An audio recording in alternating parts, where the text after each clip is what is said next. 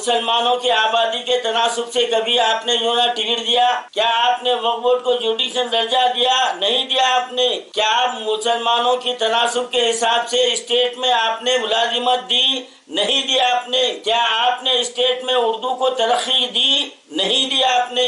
آپ پھر کس منہ سے کہہ رہے ہو کہ موجودہ حکومت جو نا یہ ہمارا مطالبہ پورا کرے؟ یعنی ایک چور دوسرے چور سے کہہ رہا ہے کہ میں بھی چور تو بھی چور۔ کانگریس اپنا دامن نہیں بچا سکتی۔ السلام علیکم رحمۃ اللہ وبرکاتہ۔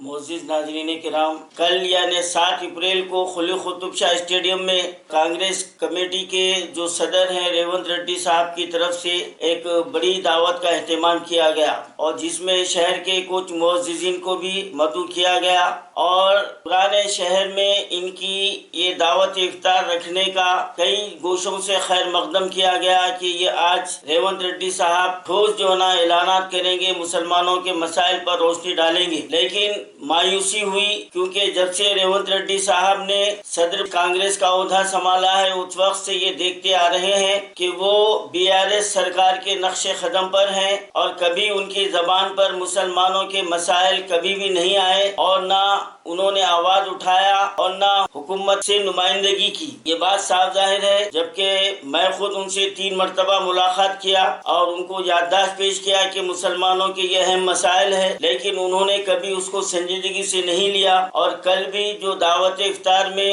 وہاں پر جتنے لوگ جمع تھے یہ توقع کر رہے تھے کہ ریونت ریڈی صاحب مسلمانوں کے کچھ مسائل کو اجاگر کریں گے، لیکن انہوں نے صرف شکریہ ادا کرنے تک ہی اپنے آپ کو محدود رکھا۔ البتہ دہلی سے آئے ہوئے عمران پرتاپ گڑھی صاحب نے 2 باتیں اٹھائی۔ ایک، حکومت تلنگانہ سے 12% تحفظات کا مطالبہ کیا، جبکہ وہ خود بھی جانتے ہیں کہ یہ ریاستی سرکار کی بس میں نہیں ہے، اور یہ کسی طرح یہ لاگو ہونے والا نہیں ہے، وہ خود بھی جانتے ہیں، کیونکہ جو بھی سیاسی پارٹی میں رہتا ہے وہ تمام جو ہے نا مسلمانوں کو بیوقوف سمجھتے ہیں، اور وہ سمجھتے ہیں کہ ہمارے خوش کن اعلانات سے یہ لوگ بہل جائیں گے۔ اور دوسرا مطالبہ انہوں نے وقف بورڈ کو جوڈیشل درجہ دینے کا کیا ہے۔ تو میں عمران پرتاپ گڑھی صاحب اور وہاں پر ڈائس پر موجود کانگریس کے خداور قائدین سے یہ سوال کر رہا ہوں، کیا وقف بورڈ کو جوڈیشل درجہ دینے کا آپ جب برسر اقتدار تھے اس وقت یاد نہیں آیا آپ کو؟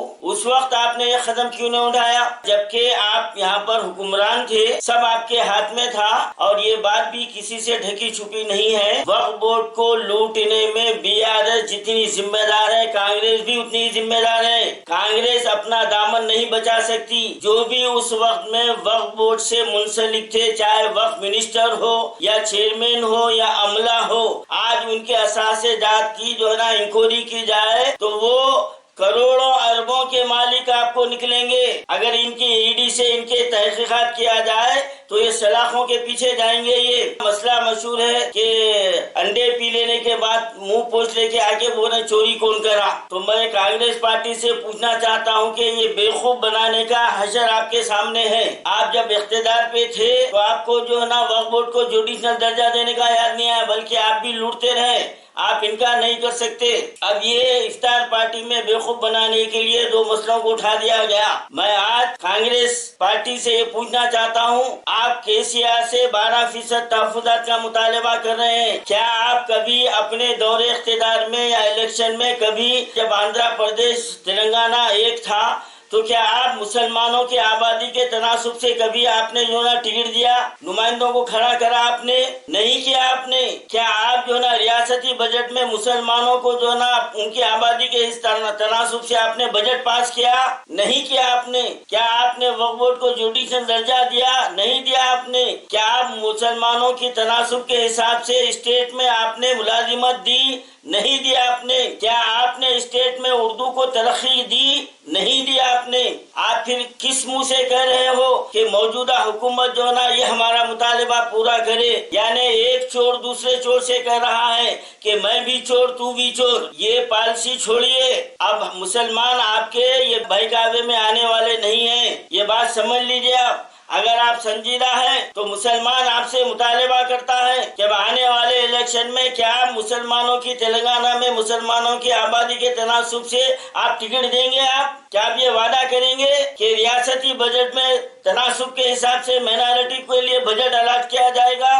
क्या तनासुब के हिसाब से माइनॉरिटी को मुलाजिमतें दी जाएंगी? आप ये कह सकते हैं? कतई नहीं कर सकते, आप ना कर सकते हैं, क्योंकि आप भी बीआरएस के रास्ते पर हैं। और हमारे रेवंत रेड्डी साहब ने ये भी ऐलान कर दिया है कि अगर कांग्रेस बरसदे इख्तिदार आएगी तेलंगाना में तो 100 राम मंदिरों को तामीर किया जाएगा।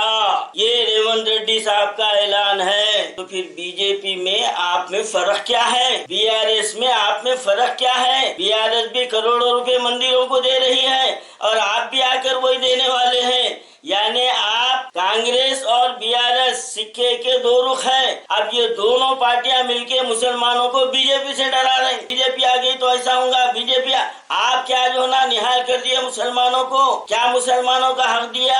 अब ये बीआरएस की पॉलिसी आप इख्तियार करते हुए एक दावत इफ्तार जो ना कर दिए। ये समझ गए कि पुराने शहर के बल्कि हमारे शहर के हैदराबाद के मुसलमान आपकी इफ्तार पार्टी से बड़े खुश होके आपकी खसीदा खानी करेंगे। शर्म की बात तो ये है कि खुली कुतुब शाह स्टेडियम में एक भी किसी मुसलमान को अपने मसाइल रखने का तक मौका नहीं दिया आपने। न खुद आपने जिक्र किया, न किसी को मौका दिया। पार्टी के जो लोग हैं बस वो अपनी शोहरत के लिए और मुसलमानों को बेवकूफ बनाने के लिए ये दावत इफ्तार का एहतमाम किया।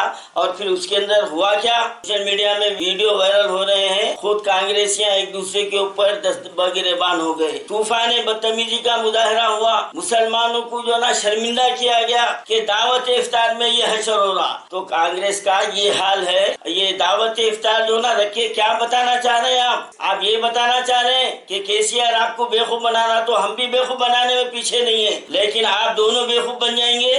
अब मुसलमान आपके इलेक्शन में बेवकूफ बनने वाले नहीं है। मैं ऑल इंडिया सूफी उलमा कौंसिल तमाम रियासत के मुसलमानों से ये अपील करता हूँ कि देखिए, कोई सियासी जमात आपकी हमदर्द नहीं है। अब मुसलमानों को खुद मुत्तहिद होना है, अपना लाहे अमल अपने को खुद बनाना है और हमको खुद अपनी ताकत बनकर इनका गिरेबान पकड़ना है।